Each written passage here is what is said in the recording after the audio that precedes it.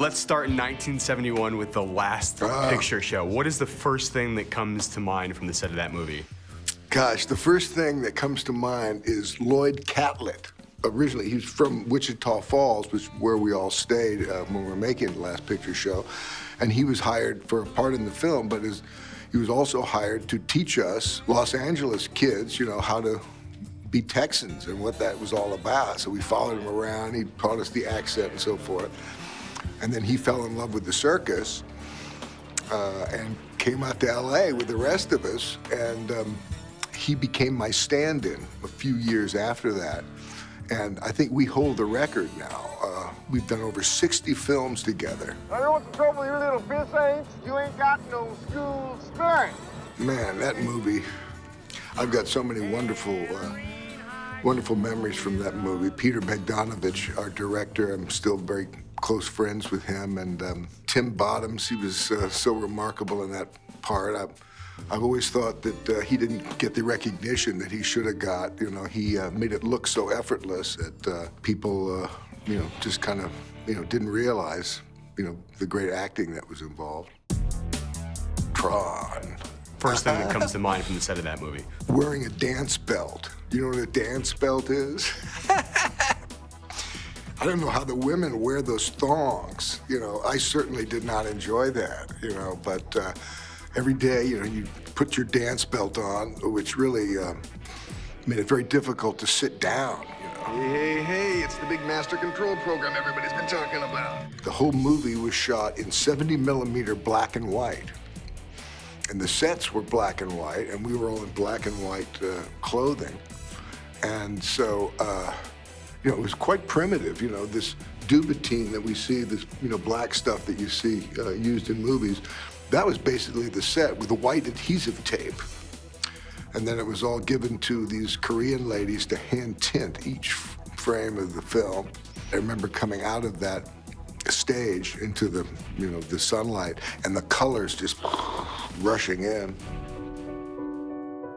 I will often put an animal on the cover of my script, and I think for Starman I had a picture of a bald eagle. And I saw Starman as that, you know, having that kind of implacable expression. You're nuts, God. God. I used that quite a bit, and also used my kids, my girls who are all very young, you know, in their 2, 3 years old, and just watching how they were learning to walk and how they, you know, what kind of expressions and attitudes they had. I think you had to spend some time hanging upside down from what I understand, to get that hair right. Yeah, John Carpenter, great director, and I remember, you know, saying, and for this shot, we're gonna hang you upside down. You know, I said, oh, that's interesting. And in making movies, there's an aspect of it that's a bit like pulling off a magic trick, you know, for the audience. And that was, you know, an example of that. I understand there was a question you would ask the Coen brothers before every shot. It was the question that you're talking about, did the dude burn one before this scene? And they would say, oh yeah, probably, you know, that kind of thing. Dude! Look, you just tell him we made the drop and everything went, you know. Oh, yeah, how'd it go? Went all right. Dude's car got a little dinged up. We didn't make the handoff, man. They didn't get the money. I'll burn some herb occasionally, you know, but for that film, I decided, you know, this is such a wonderful script and quite detailed. They're gonna kill that poor woman. They're gonna kill that poor woman. Hey, Walter, if you can't ride in a car, then how do you get around on Shaman? Really, dude, you surprised me. While it seems very improvisational, that's all scripted, and it was all done, you know, exactly. If you add an extra man in a spot, it didn't quite feel right. So I really wanted to have all my wits about me, and I didn't burn at all during that movie. Hey, dude, where is your car?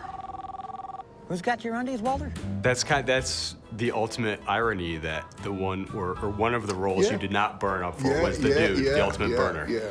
Which of the dude's vices is Jeff Bridges most into? And I've got, you know, quite a bit of dude in me, man, you know. I pitched the first ball in last night to the Dodgers game and chose to channel the dude and bowled the ball. That was a lot of fun.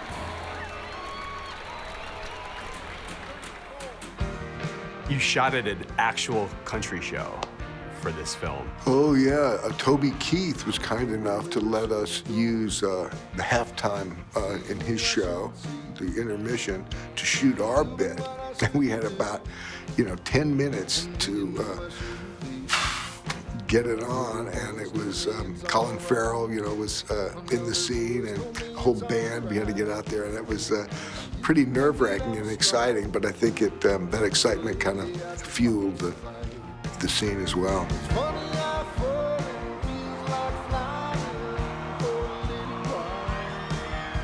I turned it down when I was first offered the film because there was no music attached to it. It was all about music, and I said, oh, no, I think I'll pass. But then, maybe a couple of years later, my buddy T-Bone Burnett said, what do you think about this script, Crazy Heart? And I said, well, why, are you interested? And he said, well, I'll do it if you'll do it. I said, oh, man, well, gosh, now it's a whole other thing. I said, there's no tunes, though, And he said, we'll come up with the tunes. Come on, listen.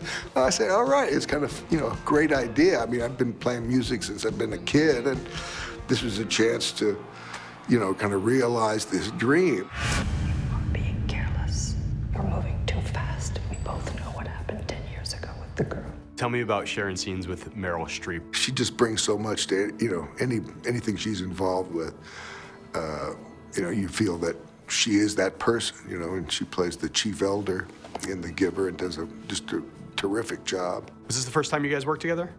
Yeah, we knew each other. Both our kids played soccer together. She's a soccer mom. Not many people might know that. She's very versatile, Meryl Streep. It took you 18 years to bring this thing to the big screen. I originally wanted to make the movie, direct my father, Lloyd Bridges, in the film. I was inspired by the cover of the book, with this old grizzled guy on the cover. I said, oh, my dad could play that part. And then my dad passed away, and I'm looking more and more like that grizzled guy. I said, oh, maybe I can do it,